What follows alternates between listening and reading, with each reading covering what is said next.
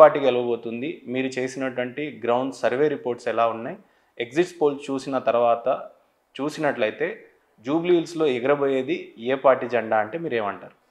Jubilee హిల్స్లో గెలవబోయే party Congress party అండి. Congress party గెలుస్తుంది జూబ్లీ హిల్స్లో.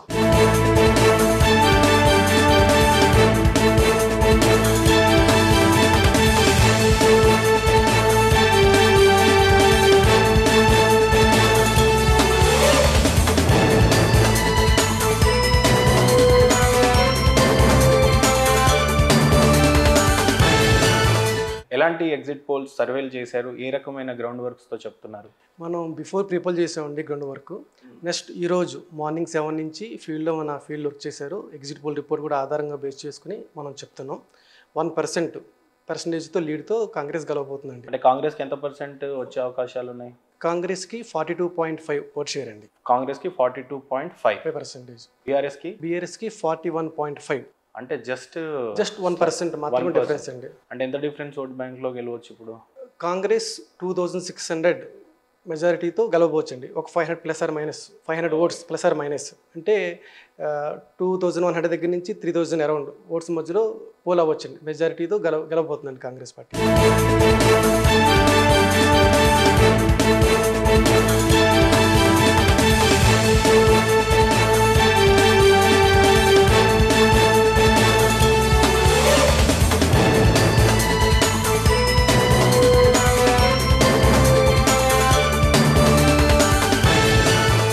ఎలాంటి అంశాలను బేస్ చేసుకొని ఈ ఎగ్జిట్ పోల్ని మీరు ఇవ్వదలుచుకున్నారు అని అంటే ఏమంటారు?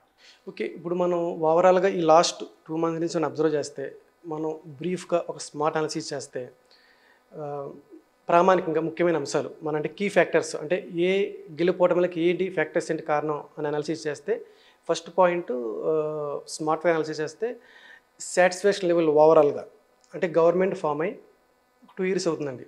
ఈ 2 yearsలో గవర్నమెంట్ యొక్క మీద పబ్లిక్ ఉన్న సాటిస్ఫాక్షన్ లెవెల్ ఏంటి అంటే అన్ని రకాలుగా అంటే ఒక డెవలప్మెంట్ పాయింట్ ఆఫ్ వ్యూ ఏంటి కానీ, ఒక వెల్ఫేర్ స్కీమ్స్ విషయంలో ఏంటి కానీ, ఒక అన్ని వర్గాలు బిజినెస్ పాయింట్ ఆఫ్ వ్యూ ఏంటి, అన్ని వర్గాలు ఎలా అనుకుంటున్నారు, సాటిస్ఫాక్షన్ లెవెల్స్ ఎలాగ ఉన్నాయి లాస్ట్ 2 years నుంచి. అంటే గత ప్రభుత్వంతో పోలిస్తే 10 years బీఆర్ఎస్ రూలింగ్లో ఉన్న అడ్మినిస్ట్రేషన్ ఏంటి, ఈ 2 years ఏంటి అని అబ్జర్వ్ చేస్తే సాటిస్ఫాక్షన్ లెవెల్ మనం గమనిస్తే మనకి 42% పాజిటివ్ ఉన్నారండి గవర్నమెంట్ పట్ల.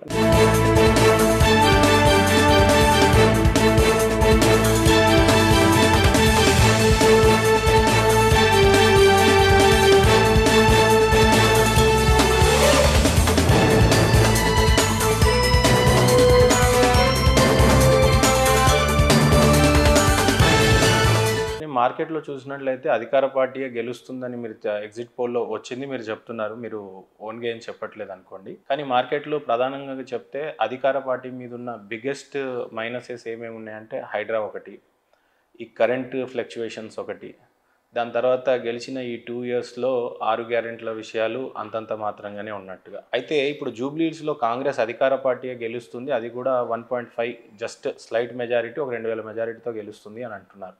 ఇక్కడ పార్టీ అంశాల మీద జూబ్లీ హిల్స్ గెలుస్తుంది అనొచ్చా, లేదా క్యాండిడేట్ నవీన్ యాదవ్ని చూసి గెలిపిస్తున్నారు అనొచ్చా?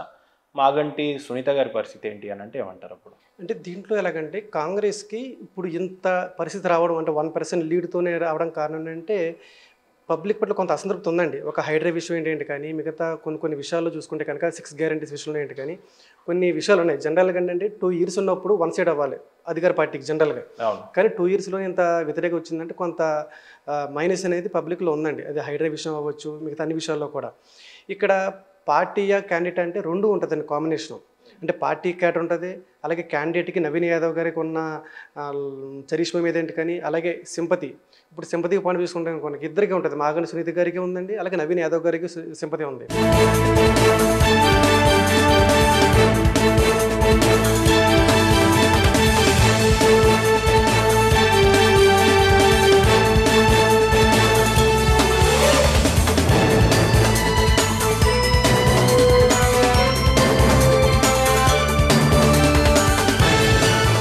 నవీన్ గారి అంశానికి వస్తే సింపతీస్ ఏమేమి ఉన్నాయి అంటే ఇలా లాస్ట్ 2 times కంటెస్ట్ చేసి ఆయన ఓడిపోయారండి. సో ఈసారి ఒక అవకాశం ఇద్దాం అన్నది ఒక ఒపీనియన్ అయితే పబ్లిక్లో మాకు అనిపించిందండి. ఆయనకి ఇన్నిసార్లు ట్రై చేశాడు, ఈసారి కూడా పవర్లో కాంగ్రెస్ ఉంది కాబట్టి ఈసారి ఆయనకు ఒక అవకాశం ఇవ్వాలి, అందులో యూత్ అనేది ఒక అంశం మీద ఒక సింపతి ఫ్యాక్టర్ అయితే ఆయన మీద ఒకటి ఉందండి. అంటే అంటే ఇక్కడ మనం చూసుకుంటే సింపతి అనేది పెద్ద విషయం కాదండి, పెద్ద ప్రామాణికం కాదు. అలాగని మాగంటి సునీత గారికి ప్రామాణికం కాదు, ఈయనకి కాదు. అంటే ఒక టాప్ 10లో వన్ ఆఫ్ ది ఫ్యాక్టర్ అది సింపతి అనేది.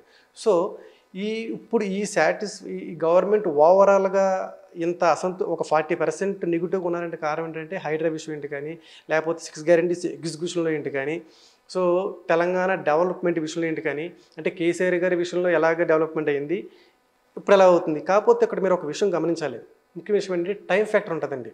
ఇప్పుడు జనరల్గా ఏంటంటే ఒక పార్టీ లీడర్ మీద కానీ, ఒక పార్టీ మీద కానీ ఒక ఒపీనియన్ రావాలంటే ఒక 5 years కంప్లీట్ చేయాలండి.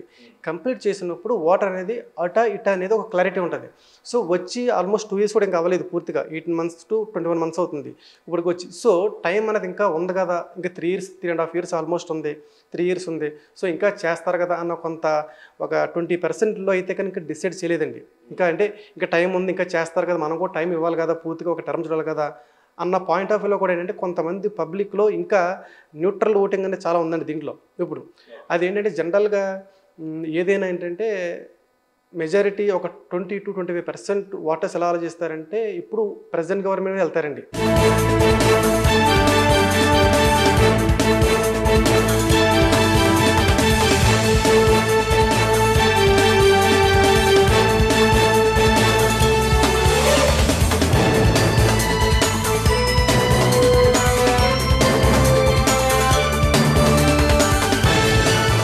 మూడు పార్టీల్లో కాంగ్రెస్ అన్నది ఇప్పుడు డెవలప్మెంట్ చేయబోతాం చెప్తున్నారండి. బీఆర్ఎస్ ఏంటి కానీ బీజేపీ ఏంటి కానీ చెప్పే విషయం ఏంటంటే ఫ్యూచర్ గురించి చెప్తున్నారు. రాబోయే 5 years మేము చేస్తాము, ఇప్పుడు మేము నగ్గించండి మమ్మల్ని, వీళ్ళతో మేము చేపిస్తూ ఉన్నారు. సో రెండింటికి చాలా డిఫరెన్స్ ఉందండి. ఓకే, అధికార పార్టీకి కొద్దిగా అడ్వాంటేజ్ ఎక్కువ ఉంటుంది. ఎందుకంటే ఒక 20% పార్టీ ఐడియాలజీ ఏంటి కానీ, లేదంటే ఒక పార్టీ మీద అభిమానం ఉండదండి. ప్రజెంట్ మీద ఎలా ఉందో దానికి ప్రిఫరెన్స్ ఇస్తారు. అయితే ఫణీంద్ర గారు, ఇక్కడ మేజర్గా ఎగ్జిట్ పోల్ అని అంటే దేన్ని బేస్ చేసుకొని, దేన్ని ఆధారం చేసుకొని, ఎలాంటి గ్రౌండ్ రిపోర్ట్స్ మీరు ప్రిపేర్ చేసిన తర్వాత కాంగ్రెస్కి 2600 ఓటు మెజారిటీ వస్తుందని మీరు ఫిక్స్ చేశారు? అంటే ఇక్కడ ఎలాగంటే మనం ఫస్ట్ గ్రౌండ్ చేస్తామండి కాన్స్టిట్యూన్సీ మీద. ఆల్రెడీ ప్రీపోల్ మనం చేసినప్పుడు ఒక సైంటిఫిక్ మెథడాలజీ ద్వారా టోటల్ 407 పోలింగ్ స్టేషన్స్లో మనం డివైడ్ చేసుకుని మనం దాన్ని శాంపుల్ కలెక్ట్ చేసి 407లో సెలెక్టివ్గా మనం చేసింది 220 వరకు చేస్తామండి. పోలింగ్ స్టేషన్ కవర్ చేస్తాం అక్రాస్ జియోగ్రఫికల్గా మొత్తం కవర్ చేస్తాం. మనం కవర్ చేసి దాన్ని సైంటిఫిక్గా మనం ఎక్కడెక్కడ పారామీటర్స్ బేస్ చేసుకుని జెండర్ వైజ్ ఏంటి కానీ, ఏజ్ వైజ్ ఏంటి కానీ, కమ్యూనిటీ వైజ్ ఏంటి కానీ, సోషల్ కేటగిరీ వైజ్ ఏంటి కానీ డివైడ్ చేసుకుంటే మనం ముందే ప్లాన్ చేసుకుని దాన్ని శాంపుల్ అనేది మనం ఎఫెక్టివ్ కలెక్ట్ చేసుకుంటాం. ఆ డేటా ద్వారా మనం ఈరోజు కన్క్లూషన్ వచ్చాం కాంగ్రెస్ గెలవబోతుంది అనేది. సో ప్రధానంగా చూసినట్లయితే మాగంటి సునీత గారి గురించి మాట్లాడాలి. మాగంటి సునీత గారు ఏకగ్రీవంగా ఏకాభిప్రాయం మీద గెలుస్తుంది అని చెప్పేసి చాలామంది అనిన సన్నివేశాలు చూసాం. సో దాని గురించి చెప్పాలి అని అంటే మాగంటి గోపీనాథ్ గారి చరిష్మా ఎందుకు పనిచేయలేదు జూబ్లీస్ అంటే ఇవో ఎగ్జిట్ పోల్స్ మాత్రమే, గెలవాల్సిన పార్టీ ఏది గెలుస్తుందో మనకు తెలియదు కానీ, బట్ ఎందుకు అంత వన్ సైడ్ అవ్వచ్చు కదా. ఈ టైంలో ఆయన లేని లోటు, నా పక్షాన నిలబడండి అని చెప్పి తను అంటున్నప్పుడు పార్టీ క్యాడర్లు మొత్తం కేటీఆర్ గారు కావచ్చు, హరీష్ రావు గారు కావచ్చు, పాడి కౌశిక్ రెడ్డి కావచ్చు, జీవన్ రెడ్డి గారు కావచ్చు, స్టార్ క్యాంపెయినర్స్ అంతా జూబ్లీ హిల్స్లోనే పాగా వేశారు. వాళ్ళు అంటున్నటువంటి విషయాలు ఏంటంటే 20,000 మెజారిటీతో 30,000 మెజారిటీ దే ఆర్ ఎక్స్పెక్టింగ్, కానీ మీరు ఇచ్చిన జస్ట్ 1-2% మెజారిటీతో అంటున్నారు. దీని గురించి చెప్పాలంటే ఏం చెప్తారు?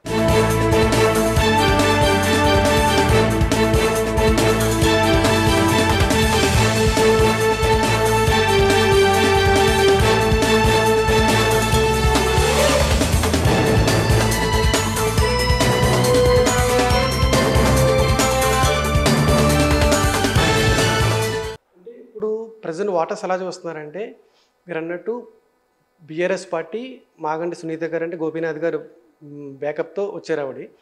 సో ఇక్కడ రేవంత్ రెడ్డి గారు, నవీన్ యాదవ్ గారు. ఇక్కడ ఏంటంటే మీరు గమనించాల్సిన విషయం ఏంటంటే సింపతి అనేది only one of the factor మాత్రమే, అది పెద్ద ప్రామాణికం కాదు. ఇక్కడ మీకు ఎలా ఉంటుందంటే మీకు చెప్పాను ఇందాక స్మార్ట్లో సాటిస్ఫాక్షన్ లెవెల్. నెక్స్ట్ పాయింట్ ఏంటంటే మెసెంజర్ అండ్ మెసేజ్. ఇక్కడ మెసెంజర్ అంటే పార్టీ లీడర్ రేవంత్ రెడ్డి గారు కేసీఆర్ గారు. అంటే ఓటు వేసేటప్పుడు 2 రకాలు చూస్తారు ఎవరిని చూసారు అనేది. ఇప్పుడు రేవంత్ రెడ్డి గారు అనేది ఒక వేవ్ ఉందండి స్టేట్లో లాస్ట్ 2 ఇయర్స్ దగ్గర నుంచి. సో ఈ రేవంత్ రెడ్డి గారిని చూసి వేయాలా లేదంటే కేసీఆర్కి వేయాలా? రేవంత్ రెడ్డి అనేది ప్రజెంట్, కేసీఆర్ అనేది ఫ్యూచర్. సో జనరల్గా ఏంటంటే 2 వేసేటప్పుడు అంటే ఉన్న పరిస్థితుల్లో ఎక్కువ రేవంత్ రెడ్డి గారి వైపుకి 1% మొగ్గు చూపెడుతున్నారు ప్రజెంట్. అంటే ఆయన వల్ల ఏదైనా వద్దని. రెండో విషయం ఏంటంటే మీరు ప్రాక్టికల్గా ఒకటి ఆలోచించండి. ఇప్పుడు ఏదైనా ఒక పబ్లిక్కి ఏదైనా ఒక ప్రాబ్లం వస్తే ఒక ఓటర్కి మాగంటి రేపు ఎలక్షన్ అయిన తర్వాత సునీత్ గారి దగ్గరికి వెళ్తే పని అవుతుందా లేదంటే నవీన్ యాదవ్ దగ్గరికి వెళ్తే పని అవుద్దా? ప్రాక్టికల్గా చూస్తే అన్న పాయింట్ ఆఫ్ కూడా ఆలోచిస్తున్నారు పబ్లిక్ అండి. అంటే ఇప్పుడు ఎంత సింపతి ఉన్నా పని అవునప్పుడు అది పని చేయదండి. సో ఇప్పుడు నవీన్ యాదవ్ గారి దగ్గరికి వెళ్ళినే వర్కౌట్ అవుతుంది. ఆయన ఎమ్మెల్యే అయినా ఎమ్మెల్యే అవ్వకపోయినా గవర్నమెంట్లో పని చేయించుకోవాలంటే కనుక ఓటర్కి అందుబాటులో ఉండేది అన్ని రకాలకు ఉపయోగపడేది నవీన్ యాదవ్ గారు అన్న పాయింట్ ఆఫ్ వ్యూలో. ఇది ఒక కారణం. ఇంకోటి మెసేజ్, నెరేషన్. అసలు ఈ ఎలక్షన్కి మెసేజ్ ఏంటి, నెరేషన్ బిల్డింగ్ ఏంటి 3 పార్టీలది అని మనం గమనిస్తే 3 పార్టీలు కామన్గా చెప్పే విషయం ఏంటండి, 1 డెవలప్మెంట్, 2 వెల్ఫేర్ అంటే 6 గ్యారెంటీ ఎగ్జిక్యూషన్. ఈ 2 గురించి మాట్లాడతారు కదండి 3 పార్టీలు కూడా. మనం బ్రీఫ్గా అనాలిసిస్ చేస్తే ఇక్కడ కాంగ్రెస్ చేస్తుంది అంటే కొన్ని వెనుకబాటు అవ్వచ్చు, కొన్ని నాటిల్లో చేయబోతుంది next 3 years. So next 3 years అనేది కాంగ్రెస్ చేతిలో ఉంది. బీఆర్ఎస్ అనేది బీజేపీ అంటే నెక్స్ట్ తర్వాత 5 ఇయర్స్ గురించి మాట్లాడుతున్నారు. సో ఇక్కడ ఎవరు నమ్ముతారు ఆ మెసేజ్ని? అంటే ఈ వెల్ఫేర్ ఏంటి కానీ డెవలప్మెంట్ కానీ ఇప్పుడు ఎవరికి అవకాశం ఉంది, ఎవరి చేతిలో అవకాశం ఉంది అంటే చేతిలోను రేవంత్ రెడ్డి చేతిలోనూ ఉంది. సో ఇప్పుడు ఎక్కువ మెజారిటీ మొగ్గు చూపడతానికి కారణం ఏంటంటే నెక్స్ట్ 3 ఇయర్స్ ఆలోచిస్తున్నారు. మళ్ళీ ఇదే మెసేజ్ మళ్ళీ 29 ఎలక్షన్స్కి వచ్చినప్పుడు మళ్ళీ నెరేషన్ మారిపోద్దండి. ఎప్పుడైనా సరే పబ్లిక్ ఎలా ఉంటుందంటే సీఎం కుర్చీ మార్చేటప్పుడు వాళ్ళ యొక్క విజ్ఞత అనేది ఉపయోగిస్తారు. అప్పుడు వాళ్ళు కరెక్ట్గా వేస్తారు. కాబట్టి అయితే మరి ఇక్కడ కీలకంగా ఉండాల్సిన ఎంఐఎం మద్దతు వచ్చేసి కాంగ్రెస్ కు ఉంది. ఈ సిచ్యువేషన్ లో కూడా 1% కాంగ్రెస్ కి రావడం గల కారణం అంత అసమర్థత ఏంటి అనేది ఫస్ట్ క్వశ్చన్ ఎంఐఎం పరిస్థితి. తర్వాత బీజేపీ యొక్క పాత్ర జూబ్లీ హిల్స్ లో ఏ రకంగా ఉండబోతుంది అని అంటే ఏం చెప్తారు గతంలో కన్నా?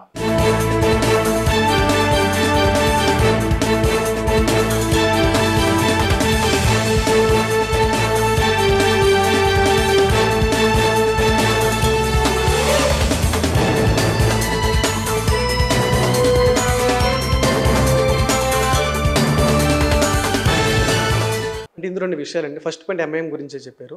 ఎంఐఎం ఈరోజు ఎలియన్స్ ఉండడం వల్లే కాంగ్రెస్కి ఎంత ప్లస్ అడ్వాంటేజ్ అండి, లేదంటే ఈ పరిస్థితి ఉండేది కాదు. ఇది ఏంటంటే ఇనేషు చాలా స్ట్రాటజిక్ స్టెప్ అండి కాంగ్రెస్ ఇది. మీరు ఒక ప్రీవియస్ బై ఎలక్షన్ గమనిస్తే, మునుగోడు బై ఎలక్షన్ గమనిస్తే ఆ రోజు కేసీఆర్ గారు సిపిఎంతో పొత్తెట్టుకున్నారండి 10,000 ఓట్లతో.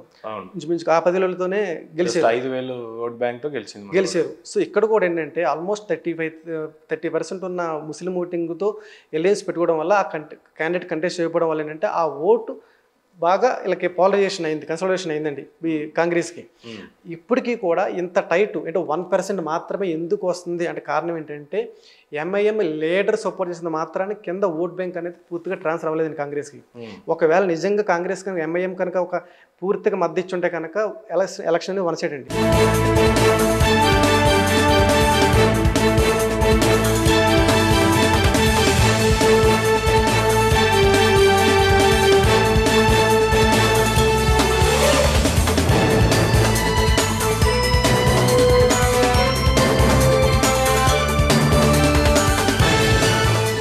ఒక పక్క ఇక్కడ రేవంత్ రెడ్డి చేసినటువంటి ఒక కమెంట్ ముస్లిం సోదరులను కొంత మేరకు బాధ పెట్టిన సన్నివేశం ఒకటి ఉంది.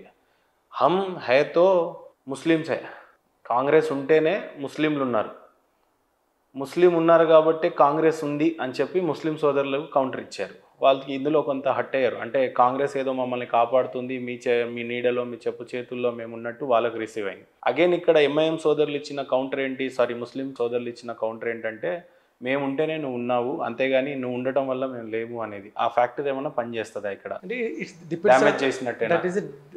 That is depends on real perception of the water. అంటే వాటర్ ఎలా తీసుకుంటున్నాడు, ఇప్పుడు ఏదైనా ఇప్పుడు మీ లీడర్స్ ఎలా తీసుకున్నారు అనేది పక్కన పెడితే ఓటర్ ఎలా తీసుకున్నారు అనేది ముఖ్యం. ఇప్పుడు మీకు ఈ విషయం ఏంది కానీ హైడ్రా విషయం ఏంటి కానీ ఏ విషయాన్ని సరే ఈ వాటర్ ఎంతవరకు పాజిటివ్ తీసుకుంటున్నాడు, ఎంతవరకు నెగిటివ్ తీసుకుంటున్నాడు. సో హైడ్రా విషయం ఉంది, కొంతమంది నెగిటివ్ తీసుకున్నారు, కొంతమంది దాన్నే పాజిటివ్ తీసుకున్నారు. That is the real precession of the water. అది ఎలా ఉంటుందంటే పబ్లిక్ని బట్టి మనం చేయరు. ఇప్పుడు జనరల్గా ఏంటంటే అలాంటి చోట్ల కొన్ని 5% 9% లాస్ అవ్వచ్చు కాంగ్రెస్కి. అలాంటి కొద్దిగా హార్డ్ స్టేట్మెంట్ అనేటప్పటికీ ఇక్కడ ఒక స్పష్టత కనిపించట్లేదు అధికార పార్టీ నుంచి. హైడ్రా అని చెప్పేసి మూసి ప్రక్షాళన చేస్తున్నారు, బాగానే ఉంది. రాబోతున్న డెవలప్మెంట్కి హైదరాబాద్ మునిగిపోతుందేమో అని చెప్పేసి ఆ కరెక్ట్ మెసేజ్ ఒకటి పాస్ చేయనట్టుగా ఒకటి కనబడుతుంది. కూల్చడం అయితే కూలుస్తున్నారు, కానీ దీని తర్వాత మీరు ఏ డెవలప్మెంట్ చేయబోతున్నారు, హైదరాబాద్లో ఉన్నటువంటి లాభం ఏంటి అనేది ప్రజలకు చెప్పే విషయంలో అధికార పార్టీ వైఫల్యం చెందింది అనే ఆరోపణలు ప్రధానంగా వినిపిస్తున్నాయి. దాని గురించి మీరేమంటారు? అంటే జనరల్గా ఏదైనా ఒక యాక్టివిటీ చేసినప్పుడు గవర్నమెంట్కి ఒక బెనిఫిట్ ఉంటుందండి. ఎండ్ ఆఫ్ ది డే అది పైకి కనపడదు, ఒక లాసే కనబడుతుంది. సో ఆ ప్రొజెక్షన్ అనేది పార్టీ లీడర్స్ అనేది పబ్లిక్ ఇవ్వాలి. సో ఇది చేయడం వల్ల ఇది లాభం అనేది పూర్తి స్థాయిలో కాంగ్రెస్ అనేది ఎక్స్ప్లెయిన్ చేయలేకపోయింది. గత ప్రభుత్వం చూసాం, ఇది వైఎస్ఆర్సీపీ దాంట్లో కూడా ఆంధ్ర చూసుకుంటే కనుక ల్యాండ్ టైటిలింగ్ యాక్ట్ ఏంటి కానీ సరిగ్గా ప్రొజెక్షన్ చేయలేకపోయారు.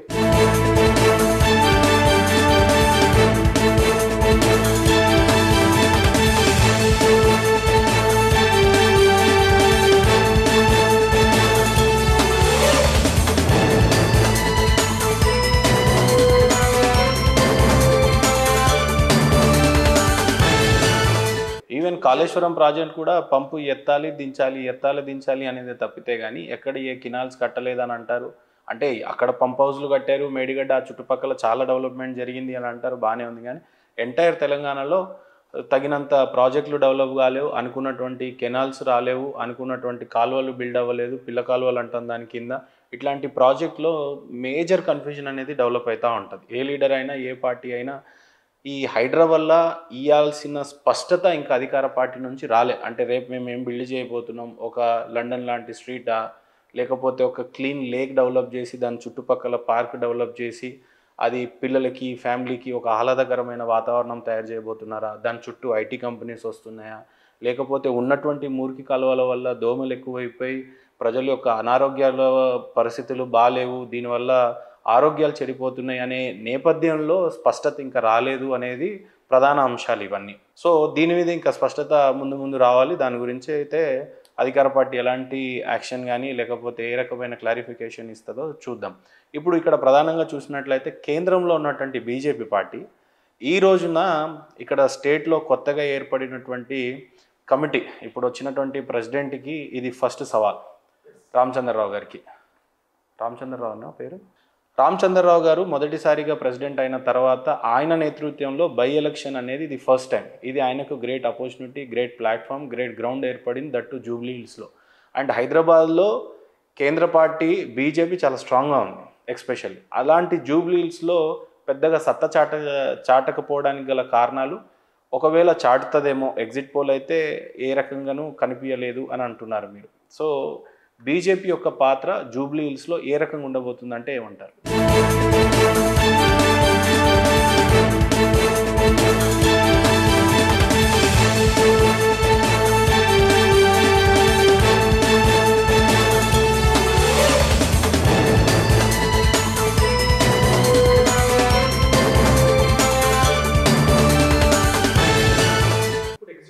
రిపోర్టు 11.5% అయింది బీజేపీ షేర్, ఓట్ షేర్ అండి. ఎన్ని వేల ఓట్లు అప్పుడు అవి? ఇప్పుడు యావరేజ్న ఒక 2,50,000 ఓటర్స్ మేము తీసుకున్నామండి. యావరేజ్న తీసుకుంటే దానికి ఇంచుమించుగా ఒక 26,000, ఇంచుమించుగా 25,000 to 30,000 ఓట్స్ పోలే అవకాశం ఉందండి. ఓకే. సో గతంలో కూడా 26,000 ఓట్లు వచ్చినాయి, మళ్ళీ అగైన్ అదే ఓటు, అగైన్ ఇంచుమించుగా ఒక ప్లస్ 5,000 ఒక ఓట్స్తో అదే ఓటుని రావచ్చు ఇంచుమించుగా.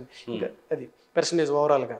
అయితే బీజేపీ ఇక్కడ ఏంటంటే ఒక స్ట్రాంగ్ ఓట్ బ్యాంక్ తప్ప ఇంకా పైన, ఎందుకంటే ఇక్కడ అంతా ఎలక్షన్ మీద మొత్తం వెళ్ళేదంతా కూడా కేసీఆర్, రేవంత్ రెడ్డి మీద వెళ్తుంది. So state government Congress, opposition, so ఇక్కడ పాత్ర అనేది బీజేపీకి అంత ఉపయోగం లేదు. బై ఎనీ ఛాన్స్ బీజేపీ గట్టిగా అనుకోని ఉంటే ఈ గ్రౌండ్ ఏమన్నా బలంగా ఏమన్నా తన మార్క్ చూపించే అవకాశం లేకుండిందంటారా? ఉంటుందండి. దట్ ఈస్ ఇంకా లాంగ్ టర్మ్లో అనేది ఇంకా 29 ఎలక్షన్స్కి అప్పుడు ఏదైనా ఇప్పటికన్నా ఇంకా బెటర్ ఇంప్రూవ్మెంట్ రావచ్చు. కానీ జూబ్లీహిల్స్లో అసలు వాదననే అధికార పార్టీ వర్సెస్ అంటే జనరల్గా ఇప్పుడు జూబ్లీ ఏంటంటే రెండింటి మీద వెళ్ళిపోతుందండి, కాంగ్రెస్ లేదంటే బీఆర్ఎస్ ఆల్టర్నేటివ్, ఈ రెండింటి మీద తప్ప బీజేపీ అన్నది రాలేదు. ఇంకో విషయం ఏంటంటే క్యాండిడేట్ కూడా లేట్గా అనౌన్స్ చేయడం లంకల తిప్పిరెడ్డి గారిని. సో కొంత బీజేపీలో కూడా కొంత మైనస్ కనిపించిందండి స్టార్టింగ్ నుంచి కూడా. ఇంకా నిజంగా సీరియస్గా తీసుకుందంటారా జూబ్లీహిల్స్ ఓట్ని? ఏ రకంగా అనిపించింది గ్రౌండ్లో మీకు? అంటే జనరల్గా సీరియస్గానే తీసుకుని కనిపించింది, కానీ కొన్ని స్టెప్స్ అనేవి ఎర్లీగా తీసుకుంటే అది అడ్వాంటేజ్ అవుద్ది పోలింగ్. ఇప్పుడు ఈ పోల్ అయ్యే 25 నుంచి 30,000 ఓట్ల బీజేపీ ఓట్లు ఏ పార్టీకి ప్రధానంగా మైనస్ అవ్వచ్చు? జనరల్గా ఏంటంటే ఓటింగ్ పెరిగే కొలది బీఆర్ఎస్కి నష్టం అండి, ఓట్స్ పెరిగే కొలది. ఏ రకంగా అంటారు? ఎలాగంటే స్ప్లిట్ చేసేస్తారండి, యాంటీ ఇన్కంబెన్సీ ఓటింగ్ వ్యతిరేక ఓటు స్ప్లిట్ అయిపోద్ది. మీకు బెస్ట్ ఎగ్జాంపుల్ చెప్తాను. మీరు Huzurabad by election, Munugode by election తీసుకోండి. హుజూరాబాద్ బై ఎలక్షన్లో మెయిన్ కంటెస్ట్ బీఆర్ఎస్ బీజేపీ. అక్కడ కాంగ్రెస్ కంటెస్ట్ చేస్తే 3,000 ఓట్లు వచ్చినాయండి. అక్కడ పట్టించుకోలేదు, 23,000 ఓట్లు మెజారిటీ నెగ్గారండి ఆయన. అప్పుడు మనం ఇచ్చింది 20 ఇచ్చామండి మెజారిటీ ఎట్లాజేంద్ర గారికి, 23,000 వచ్చినాయి ఓట్లు. అక్కడ కాంగ్రెస్ నిల్ అయిపోయింది, అప్పుడు అపోజిషన్ పార్టీకి ప్లస్ అయింది. Next Munugode, coming to Munugode రండి. మునుగోడు బై ఎలక్షన్లో అదే నేపథ్యం కూడా రిజైన్ చేసి బయట రావడమే, బీజేపీ బీఆర్ఎస్. అక్కడ విషయం వచ్చేటప్పటికి అక్కడ 11% ఓట్ షేర్ అండి కాంగ్రెస్ది, శ్రావంతి గారిదండి. ఇంచుమించుగా 22,000 ఓట్లు పోలేనండి ఆవిడకి, మైనస్ అయింది. అంటే అక్కడ బీజేపీ ఓడిపోయింది 10 ఓట్లతో.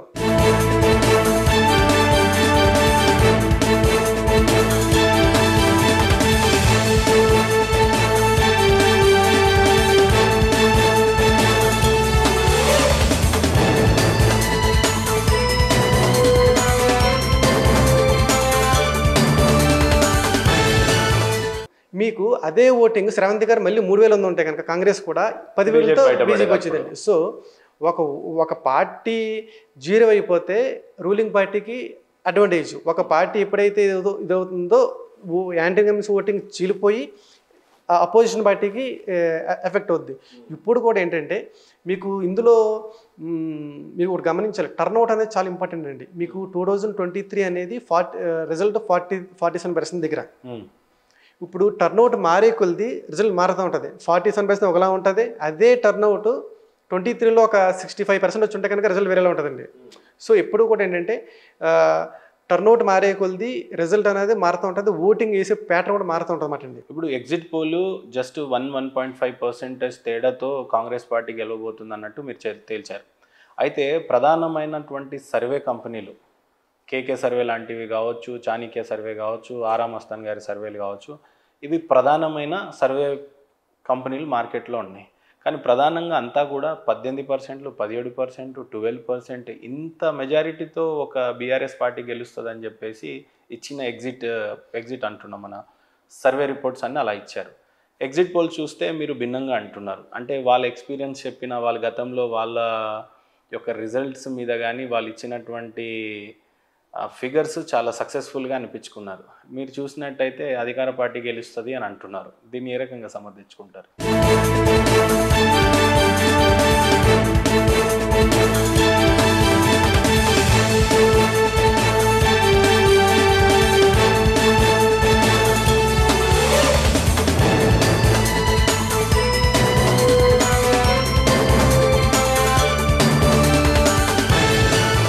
అంటే ఎవరి సర్వేలు మనం కామెంట్ చేయకూడదండి, అందరూ కూడా బెస్ట్ ఎఫర్ట్స్ పెట్టి చేస్తారు, ఎవరి నమ్మకం వాళ్ళకు ఉంటుంది. కానీ కమింగ్ టు మన సర్వే వచ్చేటప్పటికి, మన ఎగ్జిబుల్ వచ్చేటప్పటికి మాకు 95% కాన్ఫిడెన్స్ లెవెల్ ఉందండి.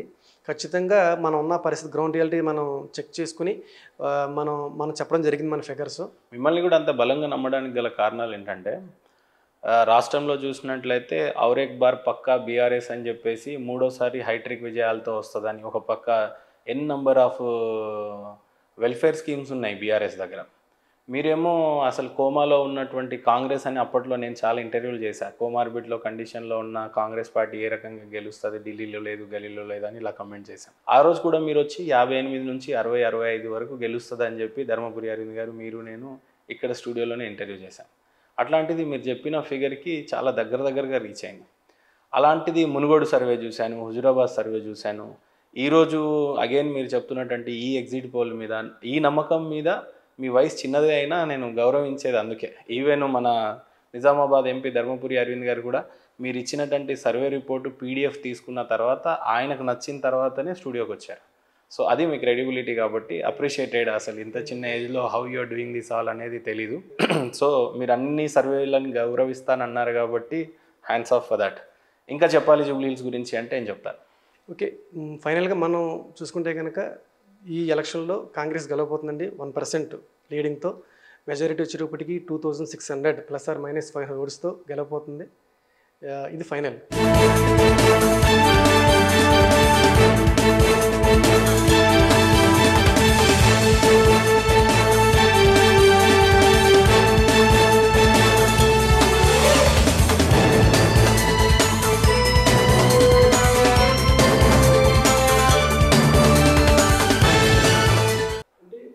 ప్రజెంట్ వాటర్స్ ఎలా చూస్తున్నారంటే మీరు అన్నట్టు బీఆర్ఎస్ పార్టీ మాగంటి సునీత గారు అంటే గోపీనాథ్ గారు బ్యాకప్తో వచ్చారు ఆవిడ. సో ఇక్కడ రేవంత్ రెడ్డి గారు, నవీన్ యాదవ్ గారు. ఇక్కడ ఏంటంటే మీరు గమనించాల్సిన విషయం ఏంటంటే సింపతి అనేది only one of the factor మాత్రమే, అది పెద్ద ప్రామాణికం కాదు. ఇక్కడ మీకు ఎలా ఉంటుందంటే మీకు చెప్పాను ఇందాక స్మార్ట్లో సాటిస్ఫాక్షన్ లెవెల్. నెక్స్ట్ పాయింట్ ఏంటంటే మెసెంజర్ అండ్ మెసేజ్. ఇక్కడ మెసెంజర్ అంటే పార్టీ లీడర్ రేవంత్ రెడ్డి గారు, కేసీఆర్ గారు. అంటే ఓటు వేసేటప్పుడు 2 రకాలు చూస్తారు ఎవరు చూసారు అనేది. ఇప్పుడు రేవంత్ రెడ్డి గారు అనేది ఒక వేవ్ ఉందండి స్టేట్లో లాస్ట్ 2 years దగ్గర నుంచి. సో ఈ రేవంత్ రెడ్డి గారిని చూసి వేయాలా లేదంటే కేసీఆర్కి వేయాలా? రేవంత్ రెడ్డి అనేది ప్రజెంట్, కేసీఆర్ అనేది ఫ్యూచర్. సో జనరల్గా ఏంటంటే 2 వేసేటప్పుడు అంటే ఉన్న పరిస్థితుల్లో ఎక్కువ రేవంత్ రెడ్డి గారి వైపుకి 1% మొగ్గు చూపెడుతున్నారు ప్రజెంట్. అంటే ఆయన వల్ల ఏదైనా వద్దని. రెండో విషయం ఏంటంటే మీరు ప్రాక్టికల్గా ఒకటి ఆలోచించండి. ఇప్పుడు ఏదైనా ఒక పబ్లిక్కి ఏదైనా ఒక ప్రాబ్లం వస్తే ఒక ఓటర్కి మాగంటి రేపు ఎలక్షన్ అయిన తర్వాత సునీత్ గారి దగ్గరికి వెళ్తే పని అవుతుందా లేదంటే నవీన్ యాదవ్ దగ్గరికి వెళ్తే పని అవుద్దా? ప్రాక్టికల్గా చూస్తే అన్న పాయింట్ ఆఫ్ కూడా ఆలోచిస్తున్నారు కదా పబ్లిక్ అండి. అంటే ఇప్పుడు ఎంత సింపతి ఉన్నా పని అవునప్పుడు అది పని చేయదండి. సో ఇప్పుడు నవీన్ యాదవ్ గారి దగ్గరికి వెళ్ళినే వర్కౌట్ అవుతుంది. ఎమ్మెల్యే అయినా ఎమ్మెల్యే అవ్వకపోయినా గవర్నమెంట్లో పని చేయించుకోవాలంటే కనుక వాటర్కి అందుబాటులో ఉండేది అన్ని రకాలకు ఉపయోగపడేది నవీన్ యాదవ్ గారు అన్న పాయింట్ ఆఫ్ వ్యూలో. ఇది ఒక కారణం. ఇంకోటి మెసేజ్, నెరేషన్. అసలు ఈ ఎలక్షన్కి మెసేజ్ ఏంటి, నెరేషన్ బిల్డింగ్ ఏంటి 3 పార్టీలది అని మనం గమనిస్తే 3 పార్టీలు కామన్గా చెప్పే విషయం ఏంటండి, 1 డెవలప్మెంట్, 2 వెల్ఫేర్ అంటే 6 గ్యారెంటీ ఎగ్జిక్యూషన్. ఈ 2 గురించి మాట్లాడతారు కదండి 3 పార్టీలు కూడా. మనం బ్రీఫ్గా అనాలిసిస్ చేస్తే ఇక్కడ కాంగ్రెస్ చేస్తుంది అంటే కొన్ని వెనుకబాటు అవ్వచ్చు, కొన్ని నాటిల్లో చేయబోతుంది next 3 years. So next 3 years అనేది కాంగ్రెస్ చేతిలో ఉంది. బీఆర్ఎస్ అనేది బీజేపీ అంటే నెక్స్ట్ తర్వాత 5 years గురించి మాట్లాడుతున్నారు. సో ఇక్కడ ఎవరు నమ్ముతారు ఆ మెసేజ్ని? అంటే ఈ వెల్ఫేర్ ఏంటి కానీ డెవలప్మెంట్ కానీ ఇప్పుడు ఎవరికి అవకాశం ఉంది, ఎవరి చేతిలో అవకాశం ఉంది అంటే చేతిలోను రేవంత్ రెడ్డి చేతిలోనూ ఉంది. సో ఇప్పుడు ఎక్కువ మెజారిటీ మొగ్గు చూపడతానికి కారణం ఏంటంటే నెక్స్ట్ 3 years ఆలోచిస్తున్నారు. మళ్ళీ ఇదే మెసేజ్ మళ్ళీ 29 ఎలక్షన్స్కి వచ్చినప్పుడు మళ్ళీ నెరేషన్ మారిపోద్దండి.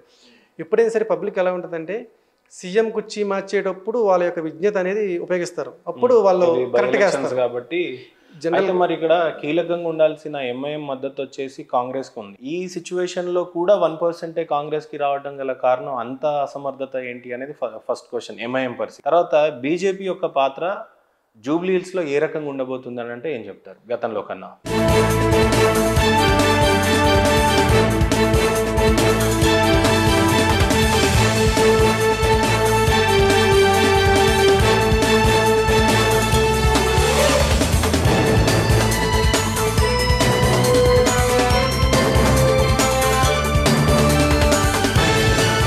అంటే ఇందులో 2 విషయాలండి. ఫస్ట్ పాయింట్ ఎంఐఎం గురించే చెప్పారు. ఎంఐఎం ఈరోజు ఎలియన్స్ ఉండడం వల్లే కాంగ్రెస్కి ఎంత ప్లస్ అడ్వాంటేజ్ అండి, లేదంటే ఈ పరిస్థితి ఉండేది కాదు.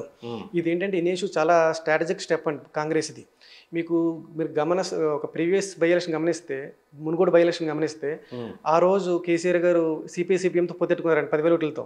ఇంచుమించు ఆ 10,000 ఓట్లతోనే గెలిచారు, 5,000 ఓట్ బ్యాంక్తో గెలిచారు. సో ఇక్కడ కూడా ఏంటంటే ఆల్మోస్ట్ 30% ఉన్న ముస్లిం ఓటింగ్తో ఎలియన్స్ పెట్టుకోవడం వల్ల ఆ క్యాండిడేట్ కంటెస్ట్ చేయకపోవడం వల్ల ఏంటంటే ఆ ఓటు బాగా వీళ్ళకి పోలరైజేషన్ అయింది, కన్సల్టేషన్ అయిందండి ఈ కాంగ్రెస్కి. ఇప్పటికీ కూడా ఇంత టైట్ అంటే 1% మాత్రమే ఎందుకు వస్తుంది అంటే కారణం ఏంటంటే ఎంఐఎం లీడర్ సపోర్ట్ చేసిన మాత్రాన్ని కింద ఓట్ బ్యాంక్ అనేది పూర్తిగా ట్రాన్స్ఫర్ అవ్వలేదండి కాంగ్రెస్కి. ఒకవేళ నిజంగా కాంగ్రెస్ కనుక ఎంఐఎం కనుక ఒక పూర్తిగా మద్దతు ఇచ్చుంటే కనుక ఎలక్షన్ అనేది 1 side అండి.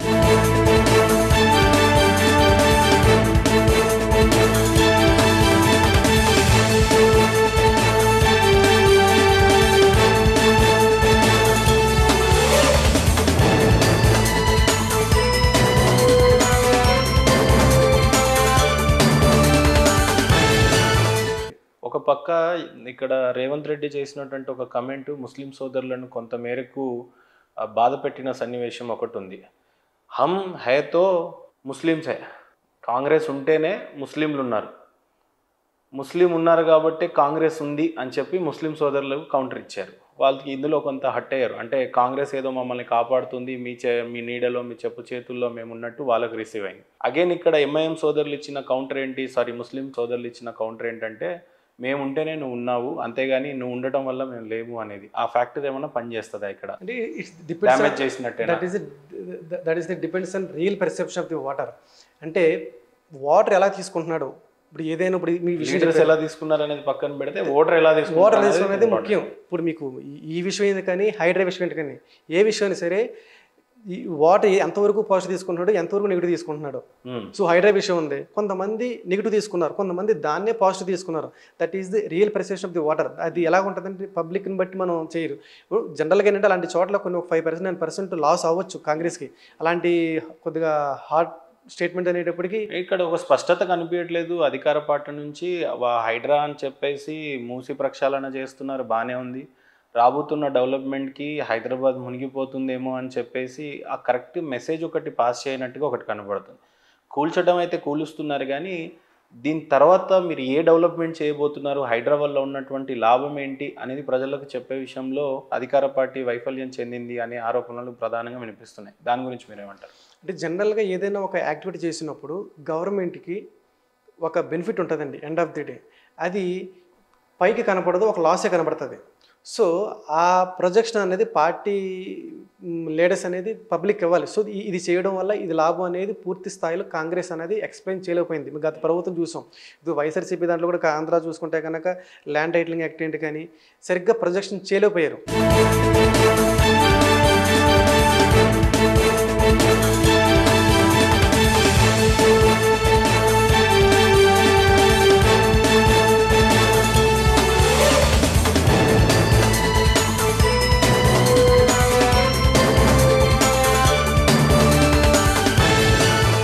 ఈవెన్ కాళేశ్వరం ప్రాజెక్ట్ కూడా పంపు ఎత్తాలి దించాలి అనేది తప్పితే కానీ ఎక్కడ ఏ కినాల్స్ కట్టలేదని అంటారు. అంటే అక్కడ పంప్ హౌస్లు కట్టారు, మేడిగడ్డ ఆ చుట్టుపక్కల చాలా డెవలప్మెంట్ జరిగింది అని అంటారు, బాగానే ఉంది. కానీ ఎంటైర్ తెలంగాణలో తగినంత ప్రాజెక్టులు డెవలప్ కాలేవు, అనుకున్నటువంటి కెనాల్స్ రాలేవు, అనుకున్నటువంటి కాలువలు బిల్డ్ అవ్వలేదు, పిల్ల కాలువలు అంటాం దాని కింద. ఇట్లాంటి ప్రాజెక్టులో మేజర్ కన్ఫ్యూజన్ అనేది డెవలప్ అవుతూ ఉంటుంది. ఏ లీడర్ అయినా ఏ పార్టీ అయినా ఈ హైడ్రా వల్ల ఇవ్వాల్సిన స్పష్టత ఇంకా అధికార పార్టీ నుంచి రాలే. అంటే రేపు మేము ఏం బిల్డ్ చేయబోతున్నాం, ఒక లండన్ లాంటి స్ట్రీటా, లేకపోతే ఒక క్లీన్ లేక్ డెవలప్ చేసి దాని చుట్టుపక్కల పార్క్ డెవలప్ చేసి అది పిల్లలకి ఫ్యామిలీకి ఒక ఆహ్లాదకరమైన వాతావరణం తయారు చేయబోతున్నారా, దాని చుట్టూ ఐటీ కంపెనీస్ వస్తున్నాయా, లేకపోతే ఉన్నటువంటి మురికి కాలువల వల్ల దోమలు ఎక్కువైపోయి ప్రజల యొక్క అనారోగ్యాల పరిస్థితులు బాగాలేవు, దీనివల్ల ఆరోగ్యాలు చెడిపోతున్నాయి అనే నేపథ్యంలో స్పష్టత ఇంకా రాలేదు అనేది ప్రధాన అంశాలు ఇవన్నీ. సో దీని మీద ఇంకా స్పష్టత ముందు రావాలి. దాని గురించి అయితే అధికార పార్టీ ఎలాంటి యాక్షన్ కానీ లేకపోతే ఏ రకమైన క్లారిఫికేషన్ ఇస్తుందో చూద్దాం. ఇప్పుడు ఇక్కడ ప్రధానంగా చూసినట్లయితే కేంద్రంలో ఉన్నటువంటి బీజేపీ పార్టీ ఈ రోజున ఇక్కడ స్టేట్లో కొత్తగా ఏర్పడినటువంటి కమిటీ, ఇప్పుడు వచ్చినటువంటి ప్రెసిడెంట్కి ఇది ఫస్ట్ సవాల్. రామచంద్రరావు గారికి, రామచంద్రరావు నా పేరు, రామచంద్రరావు గారు మొదటిసారిగా ప్రెసిడెంట్ అయిన తర్వాత ఆయన నేతృత్వంలో బై ఎలక్షన్ అనేది ఇది ఫస్ట్ టైం. ఇది ఆయనకు great opportunity, great platform, great ground ఏర్పడింది, దట్టు జూబ్లీ హిల్స్లో. అండ్ హైదరాబాద్లో కేంద్ర పార్టీ బీజేపీ చాలా స్ట్రాంగ్గా ఉంది ఎక్స్పెషల్లీ. అలాంటి జూబ్లీ హిల్స్లో పెద్దగా సత్తా చాటకపోవడానికి గల కారణాలు, ఒకవేళ చాటుతుందేమో, ఎగ్జిట్ పోల్ అయితే ఏ రకంగానూ కనిపించలేదు అని అంటున్నారు మీరు. సో బీజేపీ యొక్క పాత్ర జూబ్లీ హిల్స్లో ఏ రకంగా ఉండబోతుందంటే ఏమంటారు?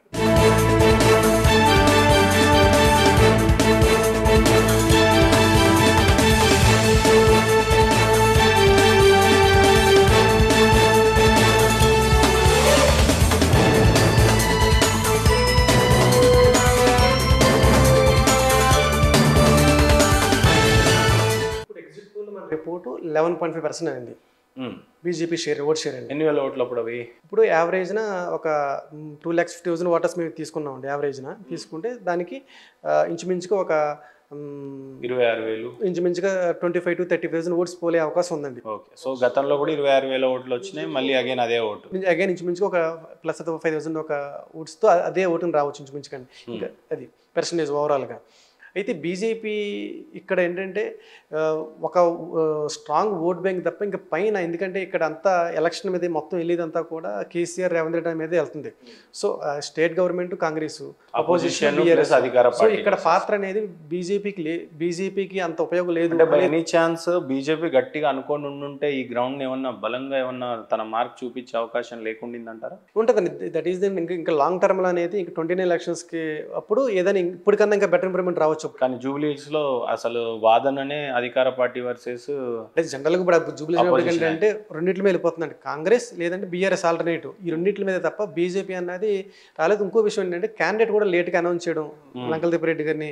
సో కొంత బీజేపీలో కూడా కొంత మైనస్ కనిపించిందండి స్టార్టింగ్ నుంచి కూడా. ఇంకా నిజంగా సీరియస్ గా తీసుకుందంటారా జూబ్లీ చోటుని? ఏ రకంగా అనిపించింది గ్రౌండ్ లో మీకు? అంటే జనరల్గా సీరియస్ గానే తీసుకుని కనిపించింది, కానీ కొన్ని స్టెప్స్ అనేవి ఎర్లీగా తీసుకుంటే అది అడ్వాంటేజ్ అవుద్ది. ఇప్పుడు ఈ పోల్ అయ్యే 25 నుంచి 30,000 ఓట్ల బీజేపీ ఓట్లు ఏ పార్టీకి ప్రధానంగా మైనస్ అవ్వచ్చు? జనరల్గా ఏంటంటే ఓటింగ్ పెరిగే కొలది బీఆర్ఎస్కి నష్టం అండి, ఓట్స్ పెరిగే కొలది. ఏ రకంగా అంటారు? ఇది ఎలాగంటే స్ప్లిట్ చేసేస్తారండి, యాంటీ ఇన్కంబెన్సీ ఓటింగ్ వ్యతిరేక ఓటు స్ప్లిట్ అయిపోద్ది. మీకు బెస్ట్ ఎగ్జాంపుల్ చెప్తాను. మీరు Huzurabad by election, Munugode by election తీసుకోండి. హుజూరాబాద్ బై ఎలక్షన్లో మెయిన్ కంటెస్ట్ బీఆర్ఎస్ బీజేపీ. అక్కడ కాంగ్రెస్ కంటెస్ట్ చేస్తే 3,000 ఓట్లు వచ్చినాయండి. అక్కడ పట్టించుకోలేదు. 23,000 ఓట్లు మెజారిటీ నెగ్గారండి ఆయన. అప్పుడు మనం ఇచ్చింది 20,000 ఇచ్చామండి మెజారిటీ ఎట్లాజేంద్ర గారికి. 23,000 వచ్చినాయి ఓట్లు. అక్కడ కాంగ్రెస్ నిల్ అయిపోయింది. అప్పుడు అపోజిషన్ పార్టీకి ప్లస్ అయింది. Next Munugode, coming to Munugode రండి. మునుగోడు బై ఎలక్షన్లో అదే నేపథ్యం కూడా రిజైన్ చేసి బయట రావడమే, బీజేపీ బీఆర్ఎస్. అక్కడ విషయం వచ్చేటప్పటికి అక్కడ 11% ఓట్ షేర్ అండి కాంగ్రెస్ది, శ్రావంతి గారిదండి. ఇంచుమించుగా 22,000 ఓట్లు పోలేనండి ఆవిడకి, మైనస్ అయింది. అంటే అక్కడ బీజేపీ ఓడిపోయింది 10 ఓట్లతో.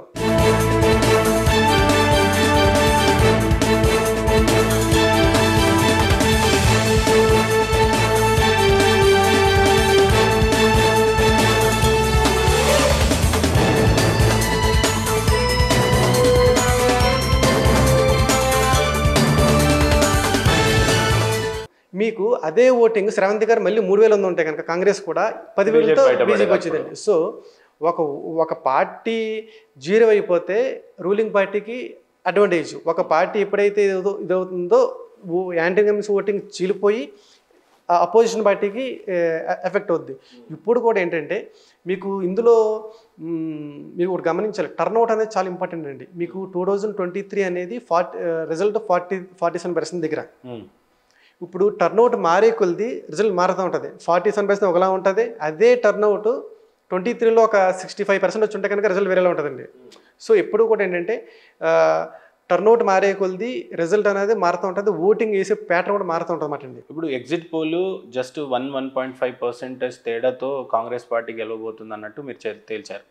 అయితే ప్రధానమైనటువంటి సర్వే కంపెనీలు కేకే సర్వే లాంటివి కావచ్చు, చాణక్య సర్వే కావచ్చు, ఆరామ్ అస్తాన్ గారి సర్వేలు కావచ్చు, ఇవి ప్రధానమైన సర్వే కంపెనీలు మార్కెట్లో ఉన్నాయి. కానీ ప్రధానంగా అంతా కూడా 18%, 17%, 12% ఇంత మెజారిటీతో ఒక బీఆర్ఎస్ పార్టీ గెలుస్తుందని చెప్పేసి ఇచ్చిన ఎగ్జిట్ అంటున్నాం, మన సర్వే రిపోర్ట్స్ అన్నీ అలా ఇచ్చారు. ఎగ్జిట్ పోల్ చూస్తే మీరు భిన్నంగా అంటున్నారు. అంటే వాళ్ళ ఎక్స్పీరియన్స్ చెప్పిన, వాళ్ళ గతంలో వాళ్ళ యొక్క రిజల్ట్స్ మీద కానీ వాళ్ళు ఇచ్చినటువంటి ఫిగర్స్ చాలా సక్సెస్ఫుల్గా అనిపించుకున్నారు. మీరు చూసినట్టయితే అధికార పార్టీ గెలుస్తుంది అని అంటున్నారు. దీన్ని ఏ రకంగా సమర్థించుకుంటారు?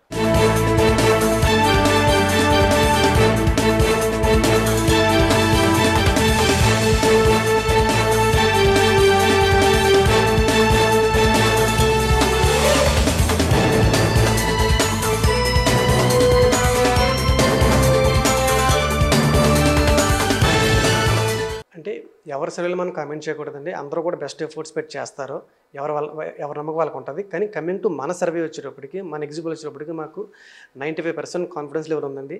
ఖచ్చితంగా మనం ఉన్న పరిస్థితి, గ్రౌండ్ రియాలిటీ మనం చెక్ చేసుకుని మనం చెప్పడం జరిగింది మన ఫిగర్స్. మిమ్మల్ని కూడా అంత బలంగా నమ్మడానికి గల కారణాలు ఏంటంటే రాష్ట్రంలో చూసినట్లయితే ఔరేక్ బార్ పక్కా బీఆర్ఎస్ అని చెప్పేసి మూడోసారి హైట్రిక్ విజయాలతో వస్తుందని ఒక పక్క ఎన్ నంబర్ ఆఫ్ వెల్ఫేర్ స్కీమ్స్ ఉన్నాయి బీఆర్ఎస్ దగ్గర. మీరేమో అసలు కోమాలో ఉన్నటువంటి కాంగ్రెస్ అని అప్పట్లో నేను చాలా ఇంటర్వ్యూలు చేశాను. కోమార్బిడ్లో కండిషన్లో ఉన్న కాంగ్రెస్ పార్టీ ఏ రకంగా గెలుస్తుంది, ఢిల్లీలో లేదు, గలీలో లేదు అని ఇలా కమెంట్ చేశాను. ఆ రోజు కూడా మీరు వచ్చి 58 నుంచి 60-65 వరకు గెలుస్తుంది అని చెప్పి ధర్మపురి అరవింద్ గారు, మీరు, నేను ఇక్కడ స్టూడియోలోనే ఇంటర్వ్యూ చేశాను. అట్లాంటిది మీరు చెప్పిన ఫిగర్కి చాలా దగ్గరగా రీచ్ అయింది. అలాంటిది మునుగోడు సర్వే చూశాను, హుజురాబాద్ సర్వే చూశాను. ఈరోజు అగైన్ మీరు చెప్తున్నటువంటి ఈ ఎగ్జిట్ పోల్ మీద, ఈ నమ్మకం మీద మీ వయసు చిన్నదే అయినా నేను గౌరవించేది అందుకే. ఈవెన్ మన నిజామాబాద్ ఎంపీ ధర్మపురి అరవింద్ గారు కూడా మీరు ఇచ్చినటువంటి సర్వే రిపోర్టు పీడిఎఫ్ తీసుకున్న తర్వాత ఆయనకు నచ్చిన తర్వాతనే స్టూడియోకి వచ్చారు. సో అది మీ క్రెడిబిలిటీ కాబట్టి అప్రిషియేటెడ్. అసలు ఇంత చిన్న ఏజ్లో how you are doing this all అనేది తెలీదు. సో మీరు అన్ని సర్వేలను గౌరవిస్తానన్నారు కాబట్టి హ్యాండ్స్ ఆఫ్ ఫర్ దట్. ఇంకా చెప్పాలి జూబ్లీ హిల్స్ గురించి అంటే ఏం చెప్తారు? ఓకే, ఫైనల్గా మనం చూసుకుంటే కనుక ఈ ఎలక్షన్లో కాంగ్రెస్ గెలవబోతుందండి 1% లీడింగ్తో. మెజారిటీ వచ్చేటప్పటికి 2600 ±500 ఓట్స్తో గెలవబోతుంది. ఇది ఫైనల్.